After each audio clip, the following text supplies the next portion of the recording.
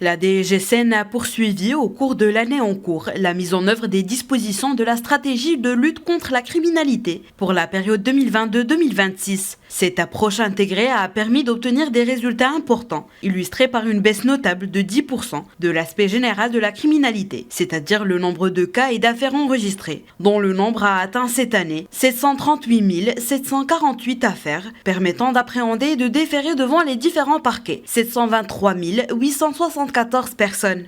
Les indicateurs de la criminalité violente ont connu également une baisse. Les crimes de meurtre et de coups et blessures entraînant la mort ayant reculé de 25%. Les agressions sexuelles de 4%. Les vols de voitures d'environ 19%. Les vols qualifiés de 9% et les vols violents de 6%.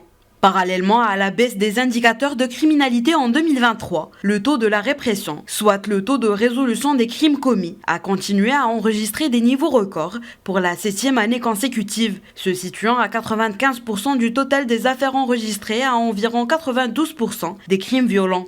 Concernant les affaires de drogue, l'année 2023 a été marquée par l'enregistrement et le traitement de 99 513 affaires et l'arrêt de 130 212 personnes, dont 305 étrangers. Les saisies du hashish se sont élevées à 81,175 tonnes, soit une baisse de 17%. Il a été procédé à la saisie aussi d'1,922 tonnes de cocaïne, de 6,88 kg d'héroïne et d'1 223 774 comprimés d'ecstasy et d'autres substances psychotropes.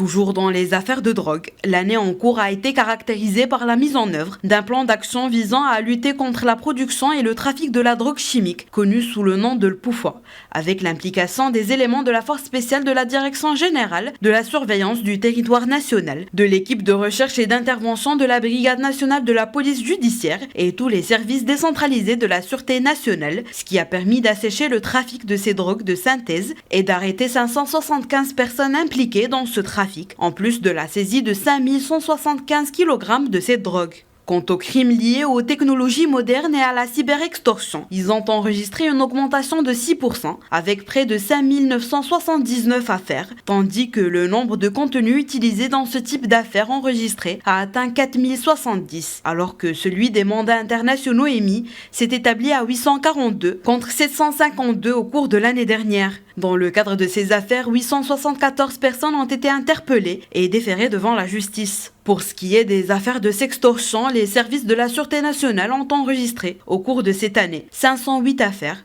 en hausse de 18% par rapport à l'année précédente, alors que 182 personnes impliquées dans ces actes criminels ayant ciblé 515 victimes, dont 109 étrangers, ont été arrêtés. Concernant les affaires d'immigration clandestine, les efforts déployés ont permis l'avortement des tentatives d'immigration irrégulière de 28 863 personnes, dont 18 820 de diverses nationalités étrangères, le démantèlement de 121 réseaux criminels et l'arrestation de 594 organisateurs et intermédiaires. Dans ce cadre, 707 documents de voyage et d'identité falsifiés en relation avec ces affaires ont été saisis, ainsi que 215 embarcations et 31 véhicules utilisés dans l'organisation des opérations d'immigration.